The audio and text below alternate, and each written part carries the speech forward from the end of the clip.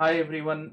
ठीक है, मैंने सोचा कि चलो 12th वाला जो लेक्चर था उसके दो पार्ट्स कर लेते हैं, 12A एंड 12B। 12B करने के पीछे बेसिक पर्पस ये था कि मतलब लेक्चर ज़्यादा बड़ा नहीं होना चाहिए, आप लोगों को समझ में भी आना चाहिए। थोड़ा पॉज लेके अगर एक बार कॉन्सेप्ट वापस आप रिवाइज कर लेते हो तो फिर सारी चीज़ें एक बार माइंड में फिट हो जाएंगी और सॉल्व करने में एक बोलते हैं ना ग्रिप बढ़ेगा, काफी इजी तुम्हें लगेगा। So now let start with the 12th B. अच्छा, अभी हम क्या कर रहे थे? तो हम जो कर रहे थे वो हम वही सेम 2002 से लेके 2020 तक के न्यूमेरिकल सॉल्व कर रहे हैं। तो ऑलरेडी 13 प्रॉब्लम तक तो मैंने डिस्कस कर लिया था आपसे। अब अगले क्वेश्चन की तरफ बढ़ते हैं। टू एरोप्लेन्स 1 and 2 बॉम्ब और टारगेट इन सक्सेशन, मतलब दो एरोप्लेन हैं 1 and 2 बारी बारी से बॉम्ब ड्रॉप कर रहे हैं, ठीक है। The probabilities of 1 and 2 scoring hit correctly are 0.3 and 0.2 respectively. Second plane will bomb only if the first miss the target. So find the probability that the target is hit by the second plane. इसका मतलब कि second plane तब fire करेगा जब first वाला miss कर देगा। मुझे ऐसा क्यों लग रहा है कि इंडिपेंडेंट इवेंट है, क्योंकि इसके कहने के हिसाब से देखो, मुझे ये चीज समझ में आ रही है। जैसे ये कह रहा है two aeroplanes 1 and 2 bomb a target in succession, तो मतलब 1 and 2 ऐसा तो है नहीं कि वन फायर करेगा उसके बाद टू करेगा या टू करेगा उसके बाद वन करेगा, ऐसा तो कुछ है नहीं। सिंपल सा है, 1 and 2 दो अलग अलग एरोप्लेन है। इतना ही मुझे ध्यान में रखना है कि probability that the target is hit by the second plane. तो एज पर रिक्वायर्ड प्रोबेबिलिटी के अगर हिसाब से मैं बात करूं, जस्ट अ मिनट, तो अगर मैं रिक्वायर्ड प्रोबेबिलिटी सोल्यूशन में सोचूं कि रिक्वायर्ड प्रोबेबिलिटी क्या होनी चाहिए, सो मुझे एक समझ में आ रहा है कि ए ने फायर किया एंड मिस कर गया, एंड देन बी ने फायर किया।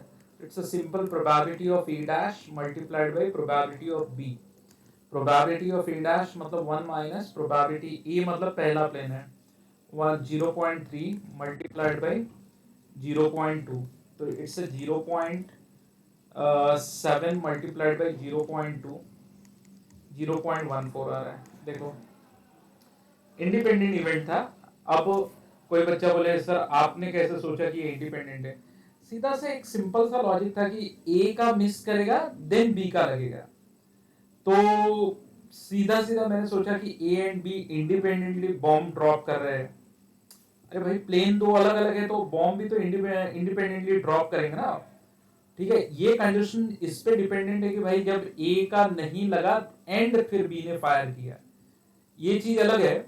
बट जो बॉम्ब ड्रॉप कर रहे हैं वो तो इंडिपेंडेंटली ड्रॉप कर रहे हैं, तो इसका मतलब ए का नहीं लगा ये और जो इंटरसेक्शन है वो मल्टीप्लाई में बदल जाएगा, ठीक है। अच्छा, कभी कभार तुम्हें ना क्लिक हो तो तुम्हारे दिमाग में जो चल रहा है उससे सॉल्व करके देखना। अगर तुम्हारी सोच सही है तो शायद तुम एक सही आंसर तक पहुंच जाओगे। A pair of fair dice is thrown independently 3 times. अगर मैं पेयर ऑफ डाइस, अब देखो पेयर ऑफ डाइस कह के इसने 36 केसेस दे दिया। अब बोलता है कि थ्रोन 3 टाइम्स, मतलब पेयर ऑफ डाइस मतलब ये दो डाई को एक बार फेंका, फिर अगली बार फेंका, फिर अगली बार फेंका, यूं ऐसे कर रहा है।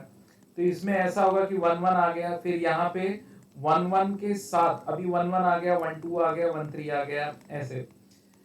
अब इस 1 1 के साथ 1 1 आ गया, इसके साथ 1 2 आ गया, इस केस के साथ फिर 1 3 आ गया, ऐसे आ गया। फिर यहाँ पे 1 1 आ गया, फिर 1 2 आ गया, फिर 1 3 आ गया।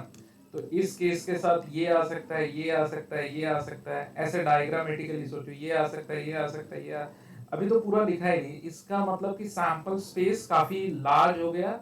और अगर तुमने बाइनोमियल डिस्ट्रीब्यूशन पढ़ा होगा तो मैंने उसमें कुछ क्लॉज लिखवाए थे, तो सारे क्लॉज मुझे यहाँ पे दिखाई दे रहे हैं। जैसे इंडिपेंडेंटली वर्ड दिख गया, सैंपल पॉइंट लंबा हो गया, ठीक है।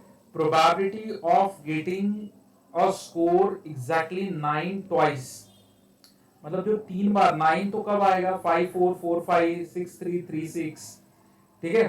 तो x मतलब probability of getting 9। अब जब तुम्हें ये क्लियर हो गया कि पेयर ऑफ डाइस को 3 बार, तो एक बार में कितने ऐसे केस हैं जहां पे पेयर ऑफ डाइस 9 का स्कोर दिखाएगा, सम ऑफ द स्कोर्स इज 9। तो मुझे जो सक्सेस है getting the 9 for one pair, अगर तुमने लेक्चर नंबर 11 देखा होगा तुम्हें डेफिनेटली मेरे वर्ड्स समझ में आ रहे होंगे। तो 118 ये तो केस आता ही नहीं है, 27 भी नहीं आता है, हाँ।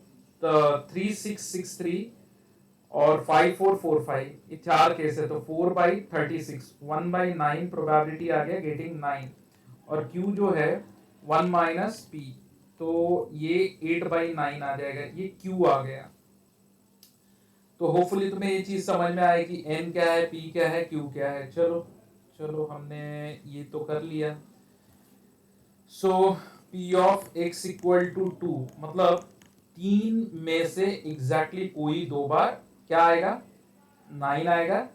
प्रोबेबिलिटी ऑफ सक्सेस इज 1/9 का square and failure is 8/9 raise to 1, मतलब 3 में से 2 बार, तो 2 बार 9 आ गया, तो पहली बार में आने का 1/9 प्रोबेबिलिटी एंड दूसरी बार में 1/9। तो मैंने बहुत डेप्थ में तुम्हें इसमें समझा दिया है।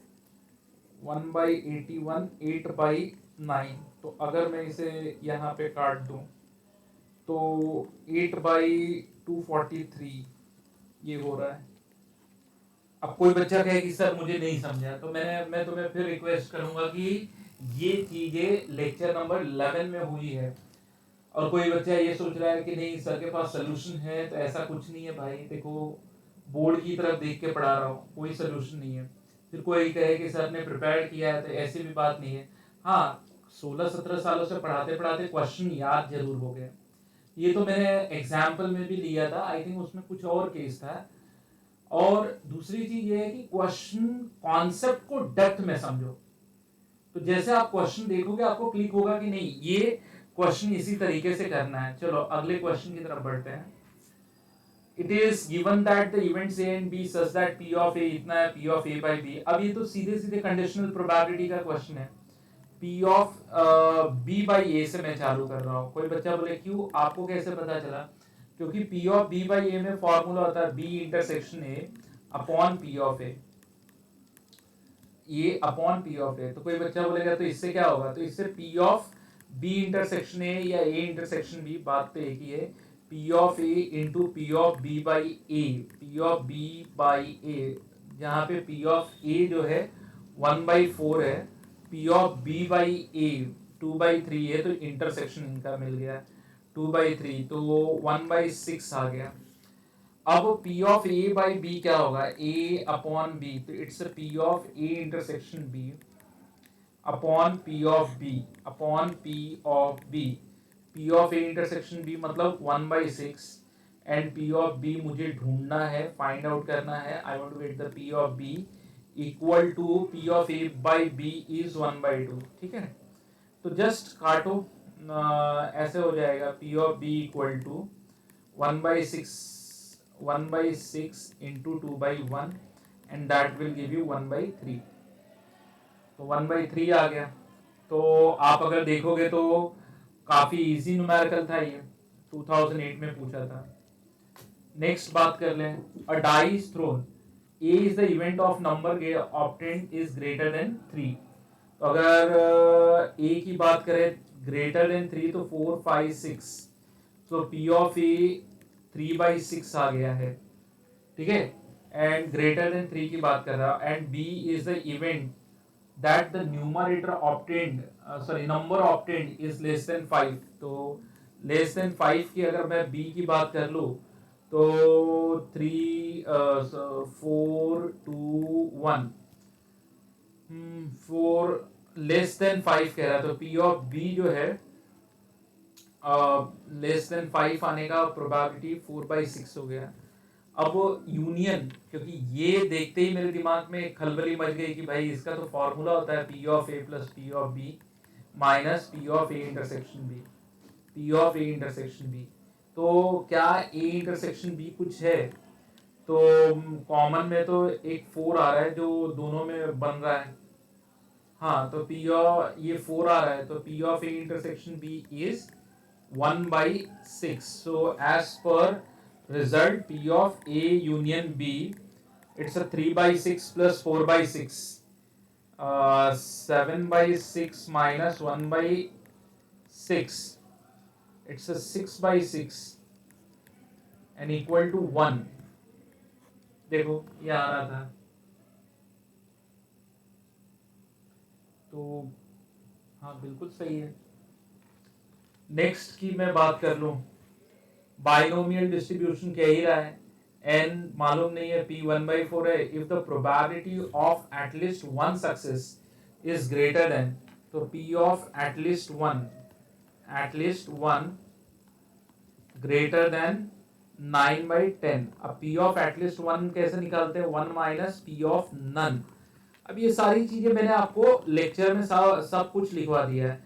नन कैसे निकालेंगे? NC0, P का तो है 1/4 रेज टू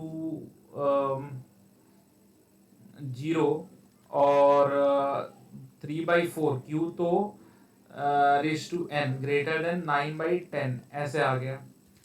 तो ये हो जाएगा 1 माइनस 3/4 raise to n greater than 9/10। ऐसा कर लेते, इधर उधर कर लेते, तो 1 माइनस 9/10 ये उस साइड जाएगा और ये इस साइड आ रहा है, ग्रेटर देन 3/4। प्लस माइनस करने से इनइक्वालिटी चेंज नहीं होती, तो ये 1/10 हो गया 3/4 रेज टू n। अब मुझे एक चीज समझ में आ रही है कि लॉग इसने इन्वॉल्व कर रखा है। लॉग इन्वॉल्व करना मतलब taking log on both side. लेकिन अगर तुम्हें, चलो अगले पेज पे लिखते हैं, तो I am getting 3/4 raise to n less than 1/10। कोई बच्चा बोलेगा सर आपने उल्टा लिखा है, तो आप थोड़ा ध्यान देना वहां पे। अच्छा, क्योंकि अगर मैं लॉग अप्लाई करूं तो ये 3/4 है ना, इसका पावर को नीचे उतारना है, तो बेस 3/4 ही अप्लाई करो। So log to the base 3/4 और यहाँ पे 1/10 हो गया। लेकिन अगर बेस 1 से कम होता है तो इनइक्वालिटी रिवर्स होती है, इनइक्वालिटी रिवर्स हो जाती है। So n log 3/4 to the base 3/4 greater than, इसे मैंने लिख दिया माइनस log 10, क्योंकि log a/b minus log b होता है। log 10 ये 3/4, तो ये n हो गया, n ग्रेटर देन।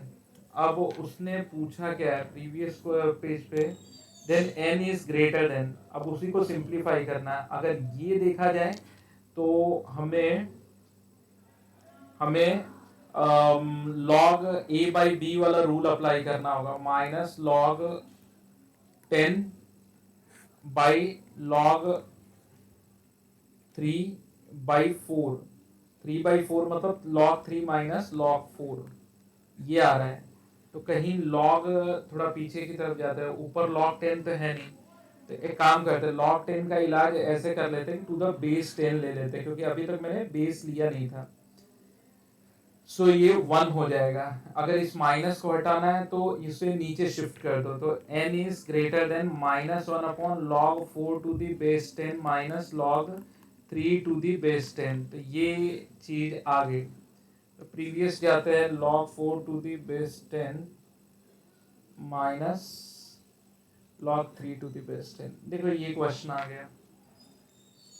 तो अगर कोई बच्चा कहे कि सर अच्छा ये माइनस तो हमने हटा दिया था ना, माइनस तो हट गया था, ये माइनस नीचे जाके चेंजेस किया था। अच्छा, आपको ये बच्चा बोले कि सर ये टफ है, तो मैं कहूँगा फिर तुम डिजर्व ही नहीं करते हो। क्योंकि इसलिए नहीं, इसे आइदर वे में मत लो, क्योंकि क्या है ना, ये क्वेश्चंस जितने भी मेंस लेवल के दिख रहे हैं तो इसमें दम ही नहीं है। मैं यूं कह लूं कि सारे क्वेश्चंस अगर आप ध्यान दो तो बोर्ड बुक से, मैंने बहुत सारे न्यूमेरिकल बोर्ड बुक से लिए थे, board in the sense CBSE से लिया था, स्टेट बोर्ड की बुक से लिया था। I stay in Maharashtra, so I took majority of the question from the text book. तो बहुत सारे क्वेश्चंस तो बुक के हैं, अगर आप वो कर ले रहे हो इसका मतलब ये पर्टिकुलर चैप्टर तो तुम्हारा सॉल्व हो जाएगा।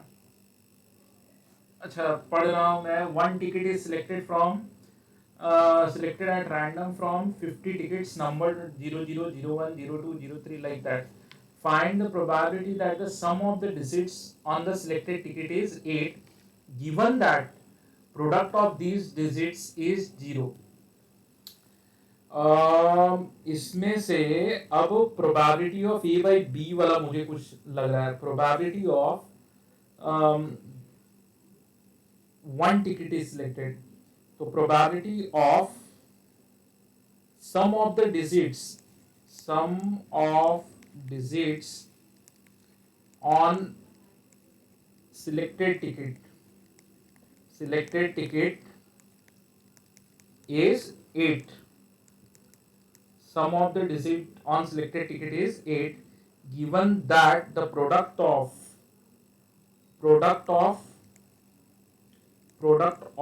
digits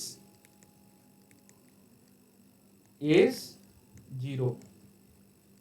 तो पहले तो हमें ये पता करना होगा कि कितने ऐसे केस है जो जीरो प्रोड्यूस कर सकते हैं। तो जीरो तो वही प्रोड्यूस कर सकते हैं जिसमें जीरो आया हो।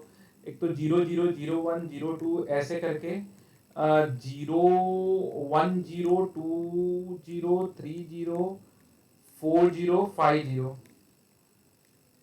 तो 1 से लेके 10 तक ये, और एक 0 0 11 12 13 14 15 ऐसे टिकट हैं। ठीक है, आउट ऑफ 15 टिकट्स ऐसे हैं जो मल्टीप्लाई करने पे जीरो प्रोड्यूस कर सकते हैं। अब ये कह रहा है कि sum of the digits on the selected ticket is 8। तो 8 आने के लिए तो मुझे लगता है मात्र एक ही केस ऐसा है 08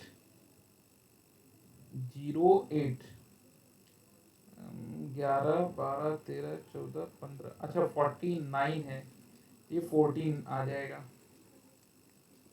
49 में 50 समझ रहा था, 14 हो गया, तो 14 तो ऑप्शन में है। अच्छा हाँ, अब इनमें से कंडीशनल प्रोबेबिलिटी है बेटा। P of A by B क्या हो जाएगा? P of A by B P of A intersection B upon P of B।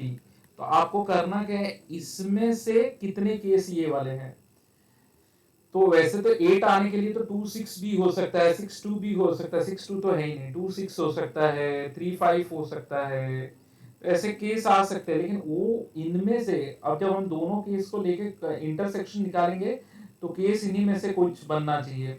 तो 08 एकमात्र टिकट है 08 वाला जिसके डिजिट का सम 8 होगा। ठीक है, तो ये 1/14 आ गया। ठीक है, देख लो। कंडीशनल प्रोबेबिलिटी थी, आपको समझना पड़ेगा कि कंडीशनल प्रोबेबिलिटी कैसे करते हैं। 2010 4 numbers are chosen at random without replacement from the set 1 2 3 till 20। 4 number निकालने हैं, बरोबर। तो the probability that the chosen number will arrange in some order will form AP। तो AP तो पहले तो फर्स्ट स्टेटमेंट के लिए मैंने ये सोचा कि 20C4 20 में से 4 टिकट निकाले। अब एपी में डिपेंड करता है कि कॉमन डिफरेंस क्या मेंटेन कर रहे हैं। अगर कॉमन डिफरेंस 1 का ये सीडी मेंटेन कर रहे हैं तो ये 1 2 3 4 2 3 4 5 ऐसे करके, तो लास्ट नंबर 16 17 18 19 नहीं 17 पे जाएगा, 17 18 19 20। तो कॉमन डिफरेंस अगर 1 लेते हैं तो 17 पेयर्स बनेंगे। जैसे पहला पेयर बना 1 2 3 4 का, फिर दूसरा बना 2 3 4 5 का, तो इनके बीच में 1 का डिफरेंस आएगा। तो लास्ट वाला बनेगा 17 18 19 20। तो ये 17, तो ये इनमें से कोई एक पेयर ले लो 17C1। या फिर अगर 2 का कॉमन डिफरेंस मेंटेन करते हो, 2 कॉमन डिफरेंस 2 के लिए तो कैसे आएगा 1 3 5। ठीक है, फिर 2 4 6 ऐसे करके। तो लास्ट नंबर अगर 20 लेना चाहते हो तो 20, फिर उसके साथ 18, उसके साथ 16, तो 16 पेयर्स बनेंगे, नहीं सॉरी 16 तक बनेंगे, 1 2, फिर इसके बाद 3 के साथ जाना चाहते हो तो हाँ 16 पेयर्स बनेंगे ऐसे, 3 4 3 5 7, फिर 4 के साथ जाएगा तो 16, तो 16C1 कोई भी एक पेयर ले लो। फिर कॉमन डिफरेंस अगर तुम्हें 3 का चाहिए, 1 से चालू करो, 1 4 1 4, फिर कितना हो जा रहा है 7, और अगर पीछे 20 से आते हो तो 20, 3 पीछे 17, 3 पीछे 14, तो ये 14 आ जा रहा है, तो 1 के बाद 2, फिर 5, फिर 2 5 8 ऐसे करके, तो ये 14 आ रहा है, मतलब 14C1 हो जाएगा। फिर अगली बात कर लेते हैं, कॉमन डिफरेंस 4 बनेगा क्या, हो सकता है 5 भी हो सकता है, 6 भी हो सकता है, 7 भी हो सकता है, नहीं 7 शायद डाइसी है। अच्छा तुम कहोगे कि सर आप ऐसे क्यों लिख रहे हो, एक्सप्लेन करो। मैं ऐसा टेंटेटिव आइडिया लगा रहा था कि इसका फिर 6 वाले का कितना बनेगा यार, 7 वाले का 1, फिर 8, हाँ 1 8, 8 के बाद 7 15, 2, कहीं गलत तो नहीं हो रहा है, 2 के बाद 9 16, 3 10 17 4 11 18 5 12 19 6 13 20 20, ठीक है 6 पेयर।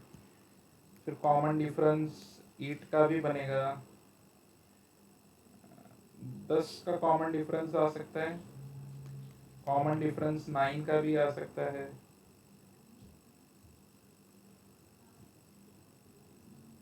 9 का आएगा तो 1 10 19 2, अगर मुझे ऐसा लगता है क्यों 16, फिर 12C1, फिर 10C1, फिर 1 2 9 तक देखते, टेंटेटिव तुक्का मार रहा हूँ मैं, 10C1, 8C1, 6C1, एक मिनट, ये 15 आएगा, ये 2 कम हुआ ना, मुझे लगता है ना 1 16, ये 16 जाए 17, ओके। अच्छा 4 नंबर की बात हो रही है, तो मैं कहाँ ये गलती कर रहा हूँ, पहले मैं 4 नंबर लिया लेकिन यहाँ से 3 नंबर लेना चालू किया, मैं भी कह रहा हूँ यार कुछ तो गलत हो रहा है। कॉमन डिफरेंस बनते जा रहा है, बनते जा रहा है, 4 नंबर, मेरे दिमाग में 3 नंबर, अभी हाल फिलहाल में एक क्वेश्चन ही पढ़ाया था same to same, permutation combination पढ़ा रहा था, in how many ways 1 to 100 वाला था, कि 1 to 100 में in how many ways we can select 3 numbers which will form A P, हाँ तो इसमें तो 1 2 3, ठीक है 4, तो इसके तो 17 तक जाएंगे, 17 18 19 20, फिर 1 3 5 7, तो इसका लास्ट वाला पकड़ लो 20, 20 अगर हम पकड़ते हैं 1 3 5 7, फिर अगला 2 से जाएगा, फिर 2 के साथ जाएगा, 20 अगर मैं पकड़ लूँ तो 20 18 16 14, तो इसके तो 14 नंबर बन गए, फिर 1 4 7 10, तो तीन तीन के डिफरेंस पे 20, तीन पीछे गए 17, तीन पीछे गए 14, तीन पीछे गए 11, तो इसका तो 11 आ रहा है। ये सी डी, ये सी डी, ये C D 1, C D 2, C D 3, C D 4, 1 1 5 9 13, ठीक है। तो यहाँ से आते हैं 20, चार पीछे 16, चार पीछे 12, चार पीछे 8, ये 8 बन रहा है, सी डी 5 बनेगा।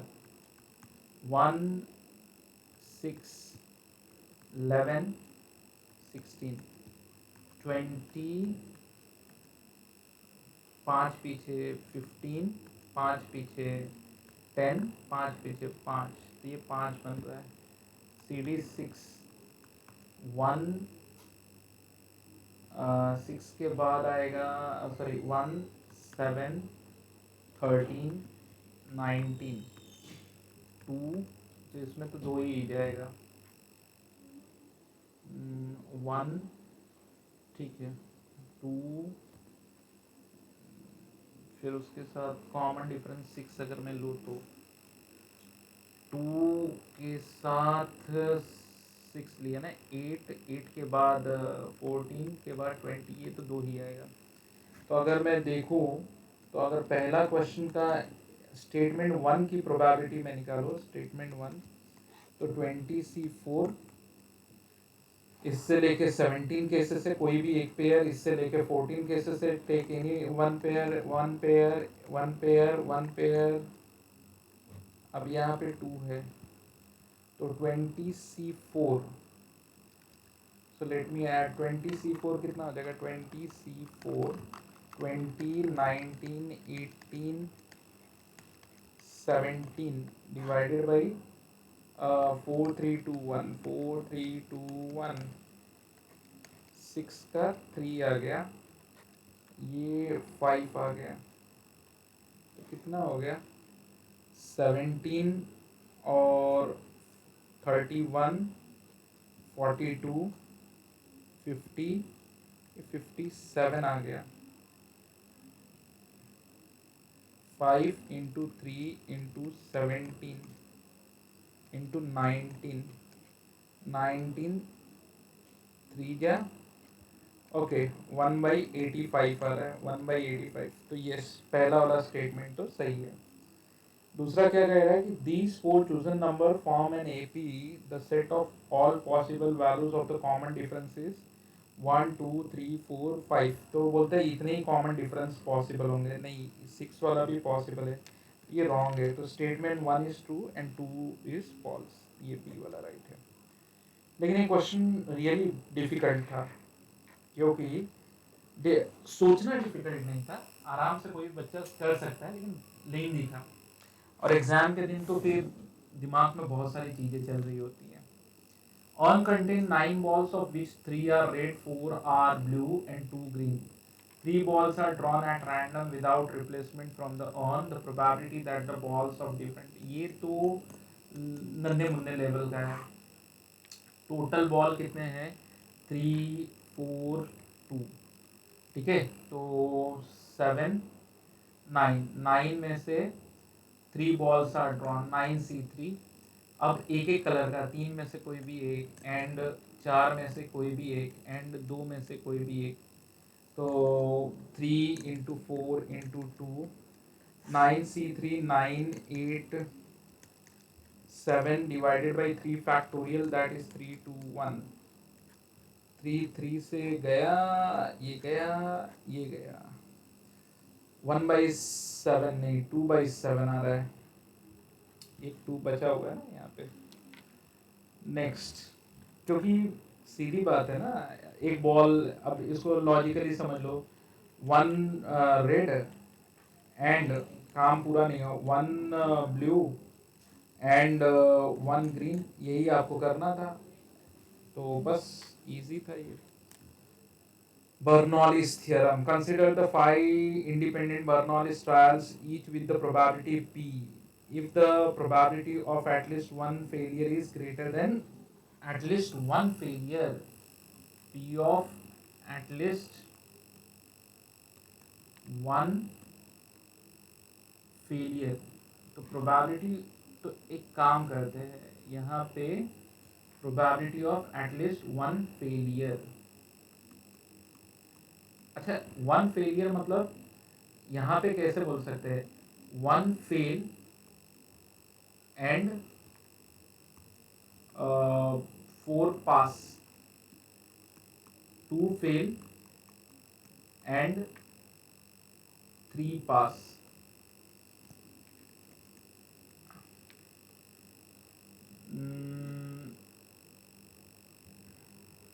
फिर 3 फेल एंड 2 पास, 2, अच्छा 1 fail, 2 fail, 3 fail, 4 fail and 1 pass, all 5 fail, 0 पास। ठीक है, अब ये सारे केस निकालने हैं। अब इसकी टोटल वैल्यू 1 तब होती जब एक एडिशनल केस इसमें होता कि 1 फेल आ गया, 5 फेल आ गया, 0 फेल, ऑल 5 पास, 5 पास, ये मिला के 1 हो गया होता। ये चीज तो था नहीं, और ये कैलकुलेट करने को कह रहा है, तो probability of at least one failure को क्यों ना हम लिख दें 1 माइनस प्रोबेबिलिटी ऑफ 0 फेलियर। ठीक है, 0 फेलियर, तो ये प्रोबेबिलिटी आनी चाहिए 31/32 से बड़ी। अब 0 फेलियर मतलब 5 में से 0 फेल, मतलब all 5 are pass, 31/32। So 1 minus 31/32 greater than p raised to 5. Therefore, p raised to 5 less than 1/32 implies that p less than 1/2. P for probability, probability, and probability cannot be, मतलब probability as per definition, जो p है ना वो 0 से बड़ा होना चाहिए। So the right answer is 0 to half. Now only 2-3 questions are remaining. C and D are two events. C is a subset of D and P of D not equal to 0, then the correct option of the following. C and D are two events. C, तो एक काम करते हैं ना, हम ऐसे कर लेते हैं कि C और D दो इवेंट ले लेते हैं। हालांकि मेरे पास तरीका ऐसे भी लॉजिकली बताने का है, बट मैं अब एकदम क्रूड तरीके से बता रहा हूँ। मतलब यूं कह लो कि अगर इस लेक्चर को ऐसा बच्चा जो 10th में वो देखे और उसने थोड़ी बहुत प्रोबेबिलिटी पढ़ी है तो वो भी कर सकता है। तो चलो हम डी मान के चलते हैं 1 2 3 4, ठीक है, और सी मान के चलते हैं 2 3। तो प्रोबेबिलिटी ऑफ सी जो आ गया वो सपोज करो क्या बोल रहा है, probability of C by D. चलो probability of C by D क्या होगा, पहले हम ये देख लेते हैं। Probability of C intersection D upon probability of D, probability of D, ये सी बाई डी का मतलब हुआ, क्योंकि मैंने देखा हर ऑप्शन में सी बाई डी दे रखा है, सी बाई डी दे रखा है। a number is a even number is selected, अगर मैं बोलूँ कि a even number is selected, even number is selected, तो अगर कुछ ऐसा दे रखा है C and D, C by D, ठीक है, तो ये तो आ गया n of C intersection D upon n of D। अगर ऐसे पकड़ लो, ऐसे समझ लो, क्योंकि divided by n of s करके कुछ मतलब नहीं है। तो C और D में कितने कॉमन है, तो यहाँ पे तो आ जाएगा 2, और D में कितने एलिमेंट्स है 4, तो 1/2 आ जाएगा।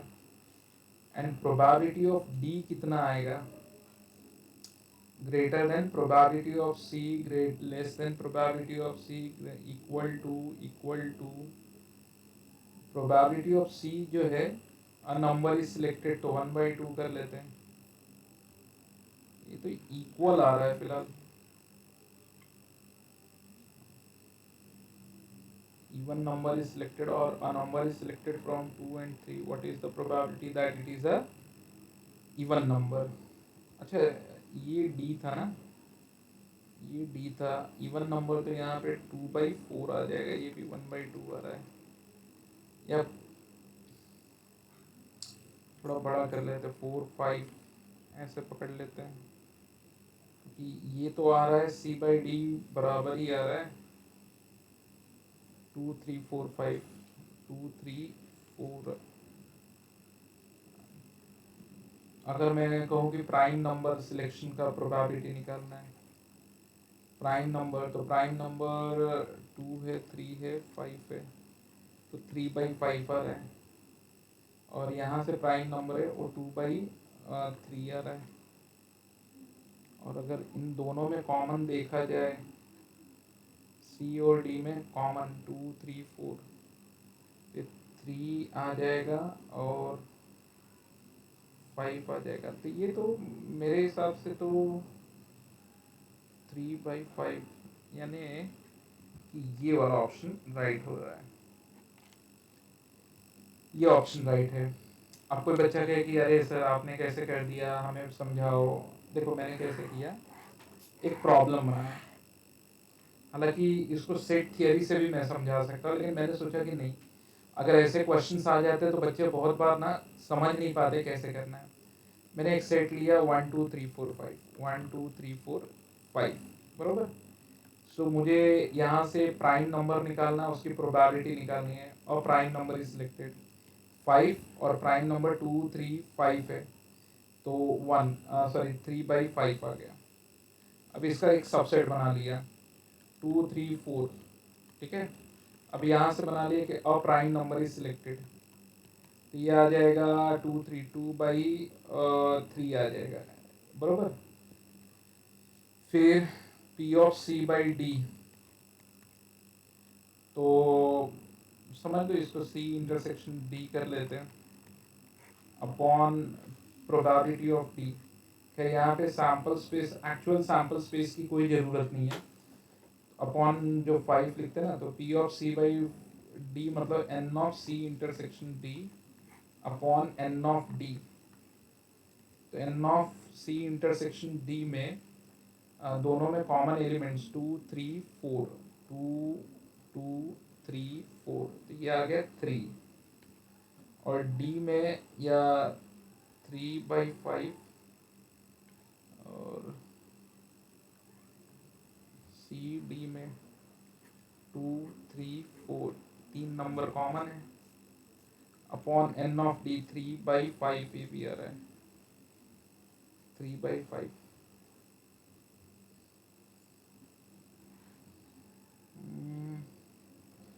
इसमें ये ऑप्शन सही आ रहा है, क्योंकि मैंने इसको अलग अलग वे में भी करके देखा है। प्रोबेबिलिटी ऑफ C/D, अच्छा हाँ हाँ हाँ, ये नहीं सही आ रहा है। ओके, ये तो इसे ऐसे कट कर देते हैं। हाँ देखो ये 3/5 आ गया, तो प्रोबेबिलिटी ऑफ C/D 3/5, 2/3 से कर लो कैलकुलेट, 2/3 की वैल्यू कितनी आएगी, 0.67 के आसपास होगी, और ये 0.6 होगा, तो प्रोबेबिलिटी ऑफ C ज़्यादा आ रहा है यहाँ पे। So the right answer for this numerical is ये वाला।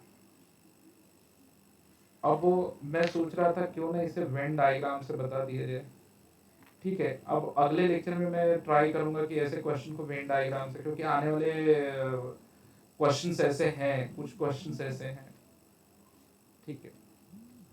तो उसमें वेन डायग्राम से मैं एक्सप्लेन करूंगा। 3 numbers are chosen at random without replacement from 1 to 3 8, the probability that their minimum is 3 and given that their maximum is 6, तो P of A/B है, ये मैक्सिमम 6 बता रहा है और ये उसमें से मिनिमम 3 बता रहा है। तो मैक्सिमम 6, ठीक है, मैक्सिमम 6 तो 3 नंबर लेने हैं, तो ये यहाँ पे तो 6 हो जाएगा, ये नंबर तो ऐसे ही है। अब वो पीछे जो भी नंबर्स बचे हैं 1 2 3 4 5, क्योंकि ये P of A intersection B upon probability of B होता है, तो प्रोबेबिलिटी ऑफ बी पहले निकाल लेते हैं। तो मैक्सिमम 6 मेंटेन करना है, मतलब लास्ट नंबर 6, तो बचे हुए 5 में से कोई भी 2 नंबर सेलेक्ट कर लो। अब ये जो केस है मिनिमम 3, तो देखो मिनिमम आपको 3 लेना है। अब ये इंटरसेक्शन है एंड साथ में याद रखना है कि मैक्सिमम है 6, तो मिनिमम 3 और मैक्सिमम 6 ले लिया, तो बचे 2 ही नंबर, तो 4 एंड 5, इनमें से ही कोई 2 नंबर लोगे ना, 2C1।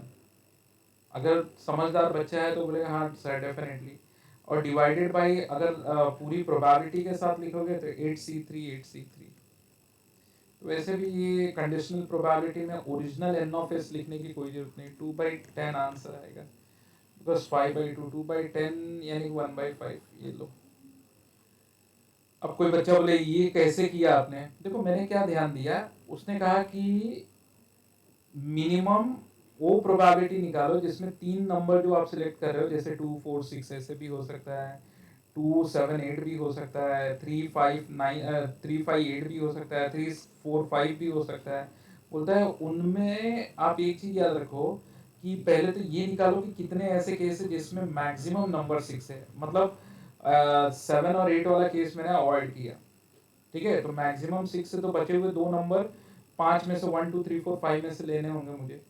तो फिर ऐसे भी हो सकता है 1 2 3 सॉरी 1 2 3 या 1 4 6 ऐसे करके, तो ऐसे 10 पेयर मेरे बनेंगे, ठीक है, 10 पेयर यहाँ पे बनेंगे। फिर उनमें से ऐसे कितने केस है जिसमें मैक्सिमम 6 आ रहा है और मिनिमम 3 आ रहा है, 3 मिनिमम आना चाहिए, बिकॉज 1 2 आप इंक्लूड नहीं कर सकते। तो मुझे समझ में आया कि 3 4 6 हो सकता है या 3 5 6 हो सकता है। तो बस ये बीच के 2 नंबर, मतलब ये 3 और 6 पहला और लास्ट नंबर कंफर्म था, बीच का एक नंबर इन्हीं में से कोई डालना था।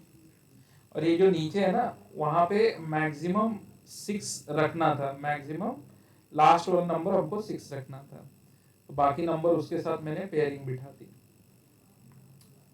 नेक्स्ट बात कर लेते हैं। A multiple choice examination has 5 questions. Each question has 3 alternative answers of which exactly one is correct. ये मैंने अभी हाल फिलहाल में क्लास में भी करवाया था, जो लेक्चर नंबर 11 में बाइनोमियल थ्योरम है। x number of answers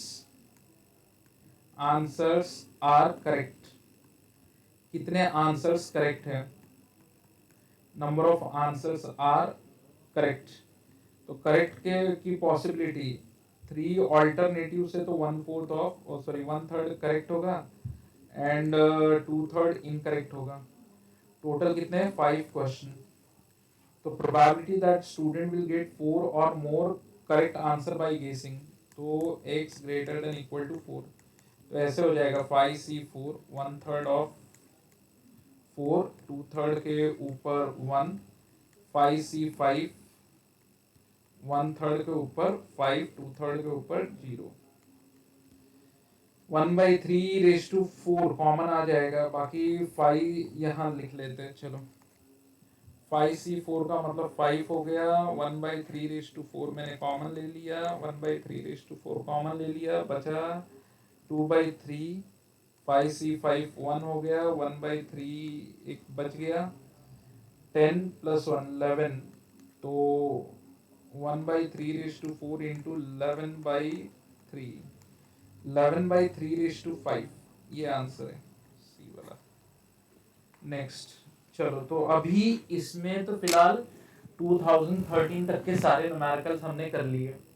hopefully थोड़ा सा मैंने स्पीड ज़्यादा रखा था, मुझे भी लगा कि इस लेक्चर में स्पीड ज़्यादा है, बट उसका एक रीज़न था कि बहुत सारे क्वेश्चन जाने पहचाने क्वेश्चन थे।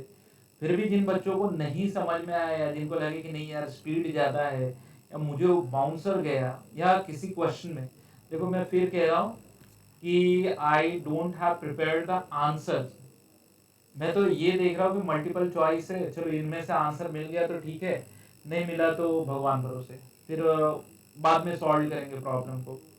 तो आप लोग एक बार कोशिश करना कि आंसर वेरीफाई कर लेना, कैलकुलेशन मिस्टेक होगा तो बता देना। मैं अभी भी क्लेम करता हूँ कि मेरा लेक्चर ऑलमोस्ट 99% तक करेक्ट है। I am damn sure that I have done all the questions correctly. But ठीक है, कहीं कैलकुलेशन एरर होगा तो आप मुझे बता सकते हैं, ठीक है। अब lecture number 13A and 13B लेकर आऊंगा मैं, जिसमें 13 जी मीन्स 13 से लेके 20 तक के सारे प्रॉब्लम्स हम सॉल्व कर देंगे, जनवरी 20 तक के सारे प्रॉब्लम्स हम सॉल्व कर लेंगे, ठीक है। Till then thank you very much, और कोशिश करो कि ज़्यादा से ज़्यादा क्वेश्चंस आप समझ पाओ, और बार बार कॉन्सेप्ट को रिवाइज करते रहो, क्योंकि जितनी बार आप कॉन्सेप्ट रिवाइज करोगे आप उतनी बार चीजों को समझने की, आपकी लेवल ऑफ अंडरस्टैंडिंग को आप बढ़ाओगे। एक टाइम ऐसा आएगा कि जब क्वेश्चन देखते ही आपका अटेम्प्ट हो जाएगा, ठीक है। Till then thank you very much, we will meet in lecture number 13A।